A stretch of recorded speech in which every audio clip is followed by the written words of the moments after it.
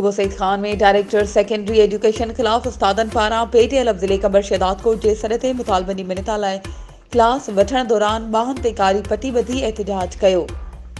उन मौके ते उस्तादन अब्दुल हकीम चांडियो, उस्ताद कुर्बान चांडियो, उस्ताद हसन अली चन्ना, उस्ताद सनाउल्ला मक्सी, उस्ताद नसरुल्ला खोसो, उस्ताद यासीन चन्ना, उस्ताद बरकत मक्सी ऐं ॿियनि उस्तादनि साफ़िन खे पंहिंजे मुतालबनि बाबति ॿुधाईंदे चयो त डायरेक्टर सेकेंडरी पारां फर्नीचर जी मद में वॾी करप्शन कई आहे। हुननि जो वधीक चवणु हो त PST खां HST प्रमोशन स्कूलनि लाइ आयल फर्नीचर न ॾियण ख़िलाफ़ पेटे लफ़्ज़ लेकर बर्शिदात कोर्ट जे सदर मुमताज़ अली वधो जे सॾ ते तालके कुबो सईद खान जे मड़नी स्कूलनि में उस्तादनि पारां कारियूं पटियूं ॿधी एहतजाज कयो वियो आहे।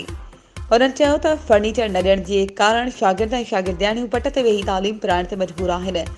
हुननि निगरान सरकार खां मुतालबो कंदे चयो त तालीमी इदारनि में कयल करप्शन जो साफ़ शफ़ाफ़ जांच करे उस्तादनि जा जाइज़ मुतालबा पूरा कया वञनि।